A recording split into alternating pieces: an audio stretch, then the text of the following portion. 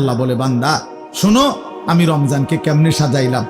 1 পুরা মাস রোজা, 2 প্রতিদিন ইফতার, 3 প্রতিদিন সাহারি, 4 প্রতিদিন 20 রাকাত তারাবি, 5 শেষ দশকে এতেকাফ, 6 শেষ দশকের বেজর রাত্রিতে শবে কদর, এরপরে 7 একটা নফল একটা ফরজের সমান, 8 একটা ফরজ 70টা ফরজের সমান, 9 প্রথম দশক রহমত, 10 মাঝখানের দশক মাগফিরাত, 11 শেষ দশক জাহান্নাম থেকে মুক্তি। আল্লাহ বলেন, জান্নাতের দরজা খুলে দিলাম, জাহান্নামের দরজা বন্ধ করে দিলাম, সমস্ত শয়তানগুলোকে শেকলে বন্দী করে দিলাম, চারিদিক দিয়া গোলাইয়া সব গুছাইয়া বান্দা রাস্তা কেবল একটাই খোলা, দরজা কেবল একটাই খোলা। পুরা রমজান রাতে আসো, দিনে আসো, দুপুরে আসো, শুধু আমার গোলামি করবা, গুনাহ ছেড়ে দিবা, আর একটা দরজা দিয়েই সবাই ঢুকবা, শুধুই জান্নাত, শুধুই জান্নাত, শুধুই জান্নাত, শুধুই জান্নাত। কারণ দরজা তো খোলা একটাই, জান্নাতের দরজা, জাহান্নামের দরজা বন্ধ। এই মাসে আমি কোনো দিকে দেব না, শুধু জান্নাত দেব, শুধু জান্নাত, শুধু জান্নাত। এজন্য বাপ মহান আল্লাহ পাক রব্বুল আলামিন বলছেন, রমজান আমি কোরআন নাজিলের মাস। আমার শায়েখ বলে, আল্লামা মুফতি মুশতাকুন নবী সাহেব বড় সুন্দর বলছে হুজুরে, যে শুনেন আল্লাহ তাআলা রমজানকে বলছেন কোরআন নাজিলের মাস, এজন্য দামি বানায় দিছেন রমজান। একটাবার চিন্তা করে দেখেন, প্রত্যেক রমজানে কোরআন নাজিল হয় না, রমজান নির্দিষ্ট একটি রমজানে না কোরআন নাজিল হয়েছে, কথা বুঝছেন না? কিন্তু ওই এক মাসে কোরআন নাজিল হয়েছে দেখা আল্লাহর এই জমিনে যতবার এই মাস ঘুরে ঘুরে আসতেছে 1450 বছর ধরে, প্রত্যেকবারই এই মাস দামি হয়ে যাচ্ছে। একটি রাতে শবে কদর কোরআন নাজিল হয়েছে, ফলে যতবার এই রাতটা ঘুরে ঘুরে আসে প্রত্যেক বছরই এই রাত দামি হয়ে যাচ্ছে। অতএব কোরআনুল কারীম এক রাত্রিতে নাজিল হইছে, এজন্য প্রত্যেকবারই ওই রাত্রি দামি। একটি মাসে নাজিল হইছে, এজন্য প্রত্যেক বছর ওই মাসটা দামি। এজন্য যে ইমানদার কোরআনকে বুকে আগলায় নিছে, কোরআনকে নিজের জীবনে গ্রহণ করে নিছে, রমজানকে আপন করে নিছে, খোদার কসম রব্বে কারীম তাকেও সারা বছর সারা জিন্দেগি দামি বানায় দিছে, দামি বানায়। এজন্য রমজান মাসের নাম কি? রমজান। রমজান উচ্চারণ করেছেন যিনি এই মাসের নাম, তিনি রহমান,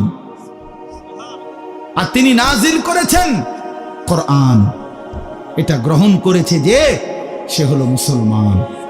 মাসের নাম রমজান, নাজিল করলেন কোরআন, গ্রহণ করলো মুসলমান। ফামান শাহিদা মিনকুমুশ শাহরা ফালিয়াসুমহু। আল্লাহ বলছেন, হুদাল লিন-নাসি ওয়া বাইয়িনাতিন মিনাল হুদা ওয়াল ফুরকান। আল্লাহ বলছে, বান্দা আমি এমন কোরআন নাজিল করেছি যেই কোরআন গোটা বিশ্ব মানবতার হেদায়েত, এবং সব কথা স্পষ্ট, বাইয়িনাত, কোনো কথা, কোনো শব্দ, কোনো বাক্য, কোনো ব্যাখ্যা বিশ্লেষণ অস্পষ্ট, অগোছালো, অপূর্ণাঙ্গ কোরআনে নাই, সব স্পষ্ট, রাত দিন 24 ঘন্টা।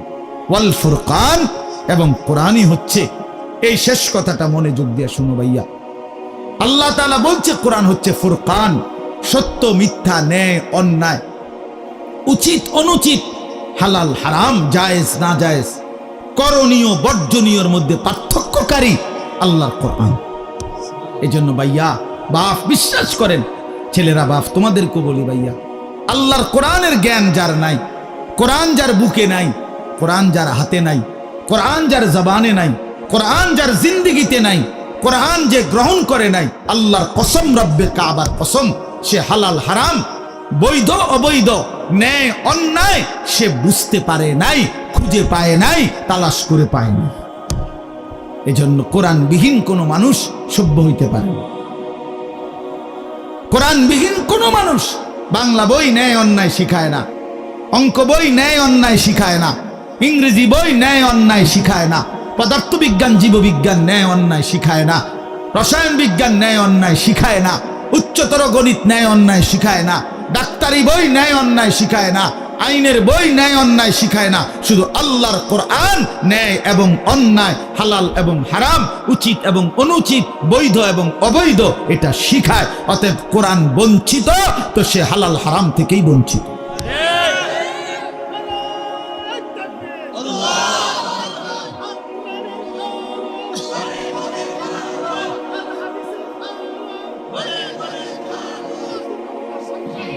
অতএব এটা ফিকির করা চাই, এটা পার্থক্যকারী জ্ঞান। এজন্য আপনাদের সবার কাছে অনুরোধ, নিজের ছেলেকে নিজের মেয়েকে আল্লাহর কোরআন থেকে বঞ্চিত করবেন না। বাচ্চাটাকে দিন শিখান, আল্লাহর কোরআন শিখান। জীবনের সবচেয়ে বড় সম্পদ দিয়ে গেলেন। কোরআন আজীবন মানুষকে দামি বানায়, কোরআন জান্নাতেও দামি বানায়। সর্বশেষ কথা হলো ফামান শাহিদা মিনকুমুশ শাহরা ফালিয়াসুমহু।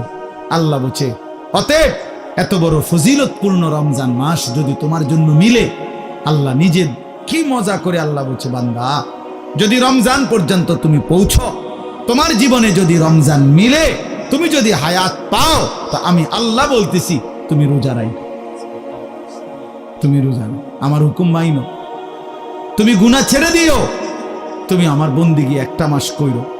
যদি বলি আল্লাহ এক মাস আপনার হুকুম মানবো, ঠিক আছে, গুনাহ ছেড়ে দিব, রোজাগুলো এবং বিধানগুলো মানবো, শরীয়তের হুকুম, আপনি আমারে কি দিবেন?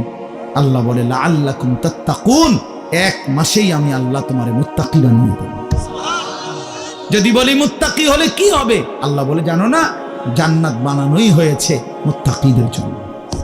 উইদ্দাত লিল মুত্তাকিন, জান্নাত বানানোই হয়েছে মুত্তাকিদের জন্য।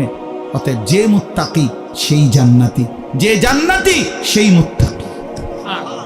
আমার কিশোর, আমার নওজোয়ান, আমার বাপ, আমার ভাই, আমার বন্ধু, আমার পর্দার আড়ালের মা বোন, সবাইকে বলি হায়াতের কদর করেন, জিন্দেগির কদর করো।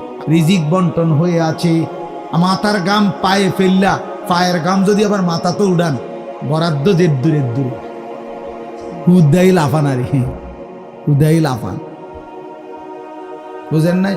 যে পরিশ্রম করে তার আয় বাড়ে, তাইলে তো সব দোকানদারের বেচা কিনা সমান হইতো। একসাথে দোকান খোলে, একসাথে দোকান বন্ধ করে, কামাই সমান না কেন? বুঝেন নাই আমনে কথা? একই স্ট্যান্ডে সবার 30টা সিএনজি, এখান থেকেই গেছে, এখান থেকেই আপনার এই সিরিকাইল থেকেই কোম্পানিগঞ্জ, কোম্পানিগঞ্জ থেকেই সিরিকাইল, কই সবার ইনকাম বাড়াবো কেন? কেন?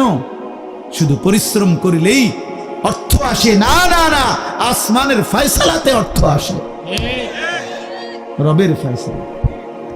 ইন্না রাব্বি ইয়াবসুতুর রিজকা লিমান ইয়াশাউ ওয়া ইয়াকদির। আল্লাহ বলেন আমি যাকে মন চায় তাকে বেশি দেই, যাকে মন চায় তাকে কম দেই না। আমার ফয়সালা, তোমার কি? কমটাও আমার, বেশিটাও আমার, তুমি কি? আল্লাহ তারে বেশি দিলেন কেন, তো তোমারে কম দিলাম কেন? তোমারে যে কম দিলাম এটাই কেন দিলাম, তুমি এটা কও। তোমার কি যোগ্যতা? কোনটা তোমার? আসমান তোমার না জমিন তোমার? শরীর তোমার না দেহ তোমার? বুদ্ধি তোমার না চোখ তোমার না হাত তোমার? তোমার কি তা? কথা বলেন না কেন? তো সবই আমার, আমি যাকে যা মন চাই তাই দেব। তুমি কি? তুমি এনে মতামত দিবার অধিকার আছে নি আমার? তাইলে এই জন্য বাপ, বন্ধু আমার, দোস্ত আমার, সাথী আমার, সবাইরে বলি ভাইয়া জিন্দেগির হিসাব করেন। এটাই আমার মূল বক্তব্য। আর একটু নড়ে চড়ে ঘুরে দাঁড়ান। ছেলেরা, বাপ ফিরে আসো তুমি আল্লাহর দিকে, কোরআনের দিকে, নামাজের দিকে, সেজদার দিকে। এই কপাল পৃথিবীর কোনো কামাইতে লাগে না। খেয়াল করে দেখেন, উপার্জনের পৃথিবীতে মানুষ দেশে থাকুক আর বিদেশ থাকুক, চাকরি করুক আর ব্যবসায়ী করুক, ক্ষেত খামারে কাম করুক আর দিন মজুরি করুক, মাড়ি কাটুক আর যাই করুক, কপাল কোনো কামে লাগায় না। বুঝো না হিসাব? কপাল কি লাগায় না? কোন কাজে লাগায় না। কপাল শুধুই সেজদার জন্য, কপাল শুধুই সেজদার জন্য, শুধুই সেজদার, কপাল শুধুই সেজদার জন্য। কিসের জন্য? আল্লাহ বলছেন এটা বানাইছি সেজদার জন্য। এই জন্য যে কপালে সেজদা নাই, আল্লাহ যেন বলেছে যে ওই মানুষের বাচ্চা না, ওই জানোয়ার। জানোয়ার। এজন্য দোস্ত, কেন নামাজ পড়ো না? কেন সেজদা করো না? কেন আল্লাহকে ডাকো না? মাদেরকে জিজ্ঞেস করেন, বোনদেরকে জিজ্ঞাসা করেন, কেন আল্লাহর হুকুম প্রতিনিয়ত লঙ্ঘন করছে? কেন বোনেরা বেপর্দা? কেন মায়েরা বেপর্দা? মাকে বলেন, বোনকে বলেন, জিজ্ঞেস করেন নিজের বিবিকে, রাস্তার এই পুরুষদেরকে তোমার শরীর যৌবন দেখাইয়া কি অর্জন হয়েছে বলো? কয় টাকা কামাই হয়েছে? দুনিয়ারে বা কি পাইলা? আখিরাতের বা কি পাইলা? তোমরা একটা ছেলে বলো, বাবা, নারী আর ছবি আর উলঙ্গ দৃশ্য দেখে দুনিয়ার কি পাইলা আর আখিরাতের কি পাইলা? আখিরাত তো কিছুই নাই, দুনিয়াও তো কিছু নাই। শরীর যৌবন, নিজের সক্ষমতা নষ্ট করা ছাড়া আর কি? আর কি ভাইয়া? এই জন্য আমি অনুরোধ করছি আপনাদের কাছে, আমরা যদি প্রত্যেকেই ভাবি আমরা ইমানদার, আমরা মুসলমান, আমাদের জিন্দেগি আখিরাত, আর এই আখিরাতের সবচেয়ে বড় ফিকির যদি আমার বিবেকে ঢোকে যে আসলে আমার জীবন আখিরাতের জন্য, আমারে আল্লাহ বানাইছেন আখিরাতের জন্য। জান্নাতের দরজা খোলা, জাহান্নামের দরজা বন্ধ, রহমতের দুয়ার খোলা, শয়তানকে শেকলে বন্ধি। আল্লাহর নবী বলছে একটা নফল একটা ফরজের সমান, একটা ফরজ ৭০টা ফরজের সমান। শুরুটা রহমত, মধ্যখানটা মাগফিরাত, শেষটা নাজাত। এক একটা নেকি বাড়তে বাড়তে আল্লাহ তাআলা নিজের হাতে নেকি ফেরেশতাকে দিয়ে না লিখিয়ে নিজে লেখেন। এত কথা, এত কথা, এত কথা, এত ফজিলত, এত কিছু নবীজি বললেন আমার বাপ আমার ভাই। এরপরেও যে ব্যক্তি রমজানের কদর করল না, তার উপরে আল্লাহর লানত, ফেরেশতার লানত, মুহাম্মদুর রাসূলুল্লাহর লানত। তোর রূপে খোদার গজব পড়ে, তোর রূপে খোদার লানত পড়ে।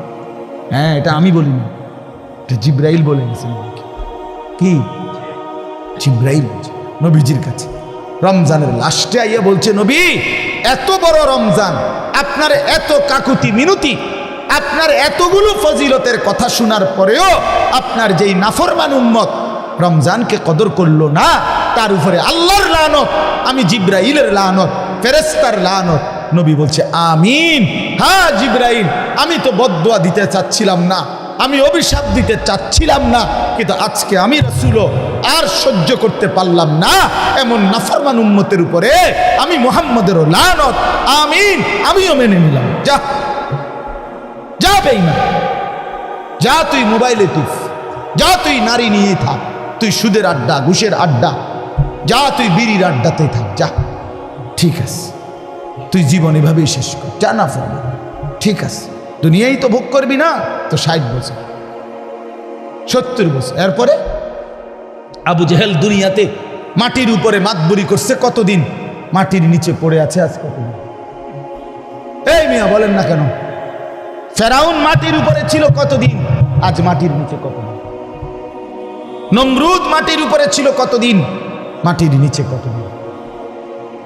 মাহে রমজানের যখন চাঁদ উঠে, আল্লাহ নবী সাল্লাল্লাহু আলাইহি ওয়াসাল্লাম বলেন, ফেরেশতা ডেকে ডেকে বলে, ইয়া বাগিয়াল খাইরে আকবিল, হে নেক কাজের আগ্রহীরা এগিয়ে আসো, ইয়া বাগিয়াশ শাররি আকসির, হে মন্দ গুনাহের কাজের আগ্রহীরা এবার তো থামো। এটা রমজান। মদখোর এবার থামো, নেশাখোর এবার থামো, জুয়ারি এবার থামো, সুদখোর থামো না এবার। বেপর্দা মা, এই মা অটোতে উঠো না, সিএনজিতে উঠো না, ওই বাজারে যাইও না মা, এটা রমজান। জুতা, শাড়ি, প্যান্ট, গহনা, অলংকার অন্য মাসে কিনো, এ মাসে যাইও না, এটা রমজান, এটা রমজান। থামো তো যুবক ভাই, মোবাইল টিপ। আহ, ওই দেখেন পিছনে অনেক ছেলে কথা বলে, হায় অপদার্থ জিন্দেগি। কে বলবে, কাকে বলবে, কাকে ফিরাবে, কে ফিরাবে? একজনে কি আর সম্ভব? বাবাদের কোনো হাল ছেড়ে দিছে, মারা হাল ছেড়ে দিছে, অভিভাবকরা হাল ছেড়ে দিছে, সন্তানের পতন দেখতেছে, অধপতন। চুল, চেহারা, আপন ঘরে ঘুমায়া মা বাপ জীবিত, কোনোদিন এক ওয়াক্ত নামাজ পড়ে না, ফজরের নামাজ পড়ে না, সারা রাত মোবাইলে উলঙ্গ ছবি দেখে ব্যর্থ মা বাপ তাকায়া তাকায়া নিজ সন্তানের এই ধস দেখতেছে। আফসোসের ব্যাপার, আফসোসের। আপন স্বামী নিজের ব্যর্থতার কারণে নিজের স্ত্রীর বেপরদিকে দেখতেছে, কিছুই করতে পারতেছে না, মনে হয় যেন সে ব্যর্থ কাপুরুষ। বউটা ডেলি বেডি বাজারে যায়, মার্কেটে যায়, রঙ্গরসে হাসে, কথা কয়, টাইট কাপড় পরা, বোরখা নামের একটা টাইট জামা পরে রাখছে, লাল নীল হলুদ কমলা বেগুনি। স্বামী বেচারা অপদার্থের মতো, অসহায়ের মতো তাকায় আছে।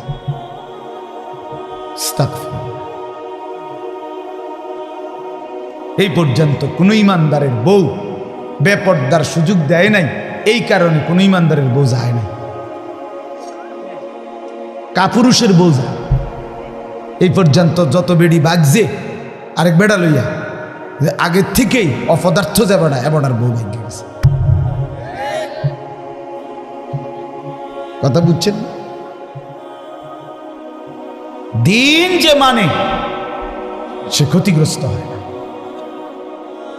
ক্ষতিগ্রস্ত হয় না। এজন্য এটা ব্যর্থতার কথা, রাগ হবেন না চাচা, এটা কাপুরুষের কথা। অনকার ফোলাফানি শুনে না মানে তো আপনি সিদ্ধান্ত নিয়ে নিলেন, কেমনে সিদ্ধান্ত নিলেন? অনকার ফুতে আর কথা শুনে না কেন? সেই পুতে, যে পুতে কথাই শোনে না, আপনার চোখের সামনে আপনার ছেলে নামাজ পড়বে না, একটা সাজদা দিবে না, এত বড় নাফরমান আপনার সম্পত্তি ভোগ করবে, এত বড় নাফরমান আপনার ঘরে খাবে ঘুমাবে দুনিয়া ভোগ করবে, আপনি বেঁচে থাকতে এটা মেনে নেবেন কেন মিয়া? আপনার আপনার ব্যর্থতা তাইলে এটা। আপনি জীবন চিনেন নাই, আপনি কর্তব্য চেনেন নাই। কর্তব্য তো আল্লাহ বলে দিছে, ওয়ামুর আহলাকা বিসসালাহ, তোমার স্ত্রী সন্তান পরিবারকে নামাজের আদেশ করো, ওয়াসতাবির আলাইহা, পরিবারকে নামাজের আদেশের সাথে সাথে নিজেও নামাজের উপরে মজবুত থাকো। কথা তো ছিল এই। আপনার জিম্মাদারি কি ছিল? আমি আমার স্পষ্ট মনে আছে, আমি আমার আব্বারে প্রায় বলি, আমি এ কথা আমার আব্বারে আমার জীবনে আমি একবার বলছিলাম, পড়ালেখার জীবনে, আব্বা আমি এই মাদ্রাসায় পড়তাম না, আমার মাদ্রাসাটা বদলাই দিবেন শুধু, কসম খোদা। আমার আব্বা সাথে সাথে বলছে, বেটা পরের বেলা ভাতের লোকমা আমার ঘরে দিও না, এক লোকমা ভাত খাইবে না, সাবধান, বেরো। আমি যেখানে পড়তে দিছি এখানেই পড়তে হবে, নয়তো তোমার মতো করে কামাই করিয়া ফরো, নইলে ঘাস কাটো, যাও।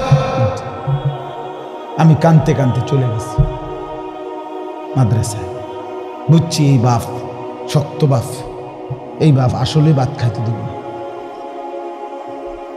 বাবার সেই কঠোর শাসন, আমার বিশ্বাস আল্লাহ তাআলা আপনাদের সামনে বসবার তৌফিক দিয়েছে।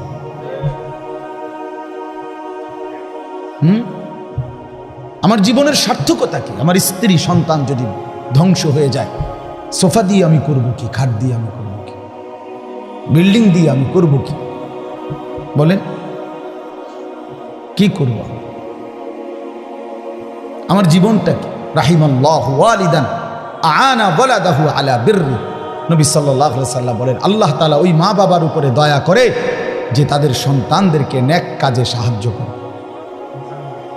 নবী সাল্লাল্লাহু আলাইহি ওয়াসাল্লাম বলেন, মা নাহালা ওয়ালিদুন ওয়ালাদাহু মিন নহলিন মিন আদাবিন হাসান, কোন মা বাপ তাদের সন্তানকে সবচেয়ে বড় যা কিছু উপঢৌকন এই পৃথিবীতে দিয়ে যায়, সেটা কি? সবচেয়ে বড় কোনটা? নবীজি বলছে আদাবুন হাসান, উত্তম আখলাক, উত্তম দিন, উত্তম আদব। এটা যারা শিখিয়ে গেল তারাই তাদের সন্তানকে সর্বশ্রেষ্ঠ নিয়ামত দিয়ে গেল। রাসূলুল্লাহ সাল্লাল্লাহু আলাইহি ওয়াসাল্লাম বললেন, নবীজি বলছে, এক সাহাবী জিজ্ঞেস করছে, ইয়া রাসূলুল্লাহ মা হাক্কুল ওয়ালাদ, সন্তানের হক কি? আলাল ওয়ালিদ, পিতামাতার উপরে। নবীজি বলছেন, আন ইউহসিনা ইসমাহু ওয়া ইউহসিনা আদাবাহু। নবীজি বলছে তার প্রথম হক দুইটা, তার জন্মের পরে তার একটি সুন্দর নাম রাখা, আরেকটা হক তাকে উত্তম আদব, উত্তম আখলাক শিখায় দেয়। হযরত আলী রাদিয়াল্লাহু তাআলা আনহু বলছেন, কোরআনে আছে, ইয়া আইয়ুহাল্লাযীনা আমানু কু আনফুসাকুম ওয়া আহলিকুম নারা, হে ঈমানদারগণ, তোমরা তোমাদের নিজেদেরকে এবং পরিবার পরিজনকে জাহান্নামের আগুন থেকে বাঁচাও। এটা আপনারা শুনছেন না কথা? এটা তো হযরত আলী এই আয়াতের তাফসিরে বলছে পরিবারকে জাহান্নামের আগুন থেকে বাঁচাও কিভাবে। তো হযরত আলী বলছে, আল্লিমুহুম ওয়া আদ্দিবুহুম, তোমরা তোমাদের পরিবারের সদস্যদেরকে কোরআন সুন্নাহর ইলম শিখাও এবং কোরআন সুন্নাহর আদব আখলাক শিখাও, তাইলেই জাহান্নামের আগুন থেকে বাঁচাও। যেই মা বাপ, সাফ কথা, আপনারা যারা আপনাদের ছেলে মেয়েকে ছোট্টবেলায় আল্লাহর কোরআন রসুলের সুন্নাহ থেকে বঞ্চিত করেছেন, কসম খুদার, মনে রাখেন হাসরের ময়দানে চূড়ান্তভাবে লাঞ্ছিত হবেন, বেইজ্জতি হবেন, কোটি কোটি হাসরের মানুষের সামনে অপদস্থ হবেন। কার হাতে? কার হাতে লাঞ্ছিত হবেন? আপনার ছেলেটার হাতে, আপনার মেয়েটার হাতে, অন্য কারো বেড়াইতে রাতে না, আমনের ফুতের হাতে। আমনের ফুত, আমনের জি, যাকে আপনি দিন শিখান নাই, নামাজ শিখান নাই, বঞ্চিত করেছেন কোরআন সুন্নাহ থেকে, সে সেদিন আল্লাহর কাছে বলবে, আল্লাহ আজ আমি মা বাপকে বেইজ্জতি করি, ওরা আমারে বরবাদ করে দিছে, আজ আমি জাহান্নামী হলাম ওদের খামখেয়ালির কারণে। 7 বছর বয়সে আল্লাহ আমি কিছুই বুঝতাম না, 6 বছর বয়সে আমি অবুঝ ছিলাম। সেদিন যদি তারা মজবুত সিদ্ধান্ত নিত আমাকে দিন শেখাবে, তাহলে আমার এই ভুল হতো। রব্বানা গালাবাত আলাইনা শিকওয়াতুনা, কোরআনে আছে, জাহান্নামী জাহান্নামের ভীষণ আগুনে উথাল পাতাল ঢেউ খাবে, আর আল্লাহকে বলবে, আল্লাহ আমার এই কপাল মন্দ, আমি দুর্ভাগা কপাল বেরছি, আল্লাহ আমার কপালটা মন্দ, আমি করলামটা কি? এত সুন্দর হায়াত কি করলাম, কিভাবে নষ্ট করে দিলাম? অকুন্না কওমান দাল্লিন। আর জাহান্নামী বলবে, আল্লাহ আমি এক পথভ্রষ্ট গ্রুপের, সম্প্রদায়ের এক পথভ্রষ্ট গ্রুপ, নাফরমান গ্রুপের অন্তর্ভুক্ত ছিল।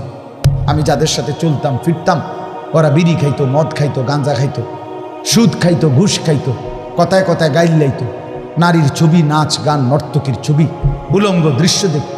আল্লাহ আমি ভালো মানুষ পাই নাই, কোনোদিন একটা ভালো মানুষের ছোঁয়া পাই নাই, ফলে আজ আমি ধ্বংস হয়ে গেছি। উত্তম সঙ্গী অনেক বড় নিয়ামত। আমার ড্রাইভার, আমার এই সারা জীবন, যে 5 বছর সে আমার গাড়ি চালায়, আমি যতবার তারে চলার পথে নামাজের কথা মনে করাইছি, আমার চাইতে কমপক্ষে 1000 বার বেশি সে আমারে মনে করেছে। ঠিক এই 5 ওয়াক্ত নামাজের জন্য তার খেয়াল জামাত ধরার প্রতি আমার চাইতে 100 গুণ বেশি, 100 গুণ বেশি। আলহামদুলিল্লাহ, আল্লাহর দয়া, আল্লাহর দয়া। আমি তো মনে করি আল্লাহ পাকের মেহেরবানি, এই বছর এই যে আগামী শুক্রবার আমার উমরার ফ্লাইট, সেও যাবে আমার সাথে। বলছে আমি কেমনে যাবো, আমি কেমনে যাবেন চাইবেন, কেমনে যাবেন আল্লাহ ব্যবস্থা করবে, সে যাবে ইনশাআল্লাহ, তারও ফ্লাইট আমার সাথে, আমার শায়েখের সাথে। এই জন্য বললাম, জাহান্নামী বলবে, আল্লাহ আমি ভালো মানুষ পাইনি। যুবক ছেলেরা আফসোস করবে এই অসৎ বন্ধুর জন্য, যে তোমারে নারীর ছবি, নাচ গান আর বিকৃত হাসি দিয়ে নষ্ট করে দিছে, তোমারে কোনো মেয়ের সাথে লাইন করাই দিছে, তোমারে কোনো জুয়ার আড্ডায় শিখাই দিছে, তোমারে কোনো মদের আড্ডায় নিয়ে দিছে। মাথা নোয়াইও না, মাথা নোয়াইলে কি লাভ হবে? আমার থেকে বাঁচে গেলে তো লাভ নেই, আল্লাহর থেকে বাঁচবে কিভাবে সেটা ভেবে দেখো। আমি তো এমনিই চলে যাব, একটু পরে আমি চলে যাব না, আপনারা আপনাদের পথে চলে যাবেন না, তো কে কার কাছে আটকায়? কিন্তু আল্লাহর কাছে। এই জন্য আজকে রমজান সামনেই, আমরা সবাই মিলে নিয়ত করি আমরা বদলাবো ইনশাআল্লাহ। মান লাম ইয়াদা কাওলা যুর ওয়াল আমালা বিহি ফালাইসা লিল্লাহি হাজাতুন আন ইয়াদা তাআমাহু ওয়া শারাবাহু।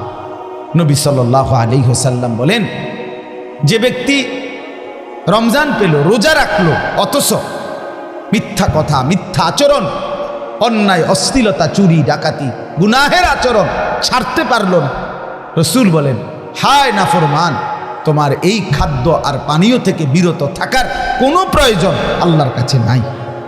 আল্লাহ ভাতের অভাবে পানির অভাবে তোমারে রোজা রাখতে বলে নাই, তোমারে জান্নাত দেওয়ার জন্য রোজা রাখতে বলছে। তোমারে বলছে লাআল্লাকুম তাত্তাকুন, তোমারে বলছে আমি মুত্তাকি বানাবো বান্দা তোকে, তোর ঈমান আমি নিলাম বান্দা। ইয়া আইয়ুহাল্লাযীনা আমানু, হে ঈমানদারগণ, মানে হলো বান্দা আমি তোমার ঈমান নিলাম, এবার আমি তোমাকে তাকওয়া দেব লাআল্লাকুম তাত্তাকুন। তাইলে মাঝখানে একটা মাস সময় নিলাম, ঈমান তোমার গ্রহণ করলাম, তাকওয়া তোমাকে দেব। ঈমান আর তাকওয়া হবে, তোমার ঠিকানা হবে সরাসরি জান্নাত। যে মুত্তাকি সে জান্নাত, যে মুত্তাকি সে কি? উইদ্দাত লিল মুত্তাকিন, আল্লাহ বলছে জান্নাত বানানোই হয়েছে মুত্তাকিদের জন্য। আল্লাহ বলে আমি একটা মাস সময় নিলাম, 30টা দিন বান্দা গুনাহ ছেড়ে দাও, আমার ইবাদতে ডুবে যাও, লেগে যাও। 30 দিনের মাথায় আমি তোমারে মুত্তাকি বানাবো, জান্নাতি বানাবো। ঈমান তোমার পাসপোর্ট, তাকওয়া তোমার ভিসা। পাসপোর্ট নিলাম রোজার আগে, ঈমান নিলাম। একটা মাস রোজার মাস, গুনাহ থেকে বাঁচবা, ইবাদতে লাগবা। 30 দিনের মাথায় আমি আল্লাহ ঈমানের পাসপোর্টে তাকওয়ার ভিসা লাগায় দেব, জান্নাতের ফ্লাইট উঠায় দেব। ঈদের দিন ফ্লাইট। ফ্লাইট কোন দিন? ঈদের দিন। ঈদের দিন ফ্লাইট, 1 মাসে ফ্লাইট, 1 মাসে 31 দিন যাব না, হয় 30, নয় বার লাগলে 29, মাগার 31 লাগবে না। 31 রোদ হোক বৃষ্টি হোক, শীত হোক গরম হোক, ফ্লাইট কোন দিন? ঈদের দিন, জান্নাতের ফ্লাইট। হাদিসে আছে ঈদের দিন আল্লাহর নেয়ামত প্রাপ্ত জান্নাতি বান্দা রোজাদার যখন আল্লাহর ইবাদত ঈদের নামাজ পড়ে, তো ফেরেশতারা ডেকে বলে, যাও আল্লাহর বান্দা, খুশি খুশি যাও, কাদ গাফারাল্লাহু লাকুম, আল্লাহ তোমাকে পুরা মাফ করে দিয়েছে, যাও খুশি খুশি। ফারজিউ রাশিদিনা ইলা রিহালিকুম, যার যার ঘরে খুশি খুশি দিলে সন্তুষ্ট চিত্তে ফিরে যাও, যাও রেডি হও জান্নাতের জন্য প্রস্তুতি নাও। এই জন্য ইনশাআল্লাহ রমজানকে কাজে লাগাও, ঠিক আছে? ইনশাআল্লাহ বলেন ইনশাআল্লাহ। দেখেন আল্লাহ স্পষ্ট বলছে 5টা আয়াতে, কোরআনুল কারীমের সূরা বাকারার 183 নম্বর আয়াত থেকে 187, 5টি আয়াতে রোজার কথা, রমজানের কথা বিস্তারিত বলছে। বলে আল্লাহ লাস্ট বলছে কাযালিকা ইউবায়্যিনুল্লাহু আয়াতিহি লিন-নাস, আল্লাহ বলে বন্ধু আমি এভাবেই পরিষ্কার করে আমার বান্দাদের জন্য আমার আয়াত, আমার বিধান, আমার কথা স্পষ্ট করে বলে দিলাম, লাআল্লাহুম ইয়াত্তাকুন, যেন সকলেই মুত্তাকি হতে পারে, জান্নাতি হতে পারে। এটা হলো 187 নম্বর আয়াত। কথা শেষ করছে কথা আল্লাহ বলছে, আল্লাহ বলছে বান্দা আমি সবচেয়ে কমাইছি, সবচেয়ে সহজ করছি, সবচেয়ে ছোট করে আনছি রোজা শুধু তোমাদের জন্য। আখিরি নবীর উম্মত তোমরা, আমার আখিরি বন্ধুর উম্মত, তোমাদের জন্য আমি সবচেয়ে সহজ করছি রোজা। পূর্ববর্তী জাতির, যারা পূর্ববর্তী জাতি, তাদের রোজার নিয়ম কানুন, রোজা ছিল সবার, কিন্তু নিয়ম কানুনের মধ্যে বিপরীত ছিল।